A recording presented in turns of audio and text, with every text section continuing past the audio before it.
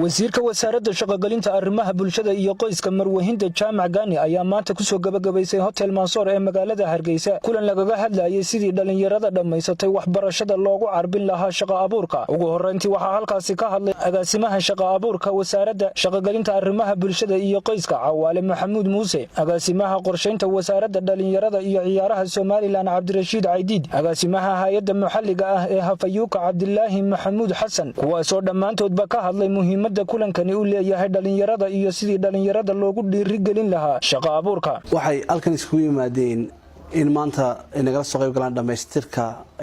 siyaasadda muddada dheer soo wadnay shaqo carbinta oo dabcan hay siyaasad loogu talagalay in qofka dhalinyartii marka uu ka soo baxo waxbarashadiisa inuu helo goob uu ku barto shaqada dabeedna sidii la isku waafajin lahaa ninka dhalinyarta iyo goobta shaqada siyaasadii hageysay inuu dabcan hormood ka ahayn iyadoo actors ama dhalinyar far kala duwan ay nagala soo shaqeynayeen wasaaraddeenu soo liidgareysay ayaa maanta stage-kii u dambeysay marisay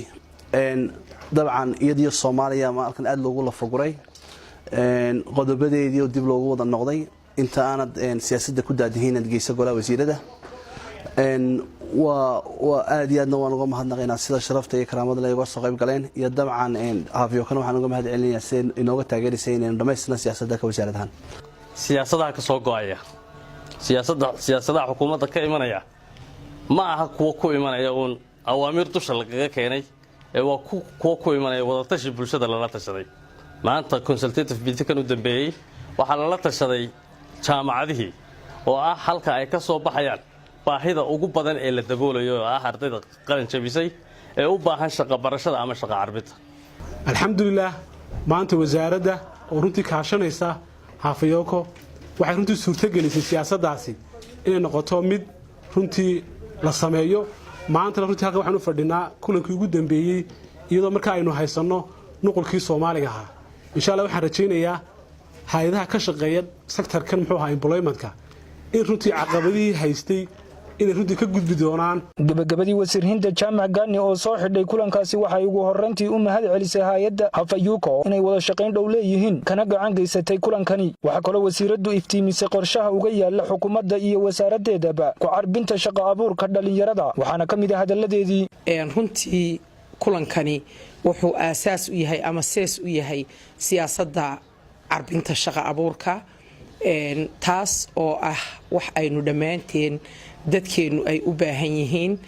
runtii waxaan u arkaa inay tahay waxtar weyn ama guul weyn oo dhammaanteen inoo soo hoyatay waxaa runtii wasaaradda shaqo-gelinta arrimaha bulshada iyo qoyska oo afkeeda ku hadlaya wasaaradda ka go'an inaynay la imanin wax aanay bulshadeeda la wadaagin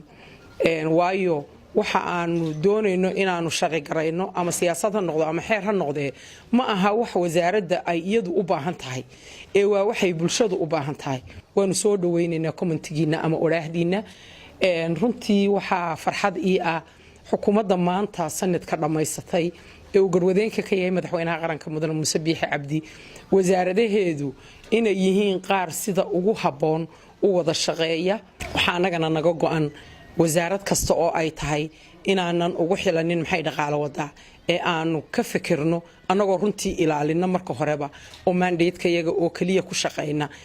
inaanu ilaalino cid kasta shaqadii ay leedahay oo aanu iyada dib ugu celino haddii idamka Ilaahay ka dhigo waa run